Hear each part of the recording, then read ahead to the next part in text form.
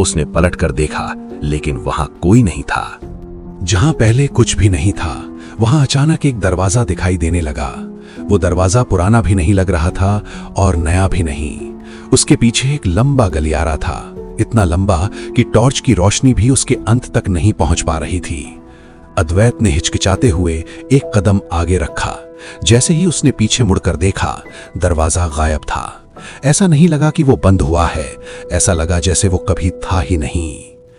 उसकी घड़ी रुक चुकी थी, सुइयां हिल नहीं रही थीं, लेकिन कैमरा अब भी रिकॉर्ड कर रहा था। समय जैसे उस घर के लिए बेकार हो चुका था। घर समय का इस्तेमाल नहीं करता था, वो सिर्फ मौजूदगी को समझता था। चलते चलते अद्वैत को एहसास हुआ कि ये घर लोगों को डराता नहीं है, ये उन्हें देखता है, उनकी आवाजें सुनता है, उनके कदम याद रखता है। और जब कोई जगह आपको पूरी तरह समझ लेती है तो उसे आपको बाहर रखने की जरूरत नहीं होती। उस रात के बाद अद्वैत की कोई फुटेज नहीं मिली, न कोई वीडियो, न कोई फोटो। सिर्फ एक आखिरी रिकॉर्डिंग मिली जिसमें कोई तस्वीर नहीं थी, कोई चेहरा नहीं था, बस आवाज थी, धीमी, शांत, बहुत पास की। अब एक सवाल है, आप ये कहानी कहां सुन रहे हैं? अपने कमरे में? क्या आपने अपने कमरे को ध्यान से देखा है?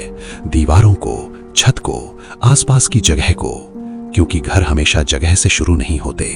जो सांसें आप अभी सुन रहे हैं वे इस वीडियो की नहीं हैं। अगर आपके पास कोई शीशा है तो अभी उसमें मत देखिए, क्योंकि घर पहले परछाइयों को सीखता है। जिस घर की बात इस कहानी में थी वो दिल्ली में नहीं था, वो कोई एक जगह नहीं था, वो एक तरीका था लोगों तक पहुंचने का। उनके कमरों में, उनकी चुप्पी में, उनकी सांसों में। अद्वैत कभी बाहर नहीं आया, क्योंकि अब घर को नया शरीर मिल चुका है।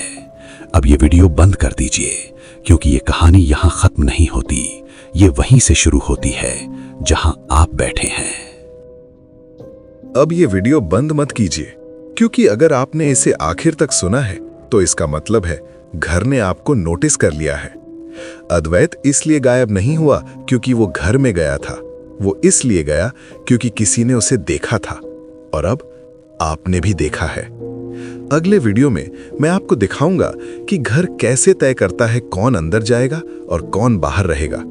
लेकिन तब तक अगर आज रात आपके कमरे में कोई जगह थोड़ी ज्यादा बड़ी लगे तो समझ जाइएगा ये कहानी लौट आई है।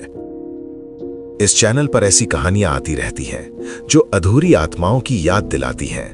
सब्सक्राइब कर लीजिए, क्योंकि कुछ कहानियां दोबारा याद दिलाई जानी जरूरी होती हैं।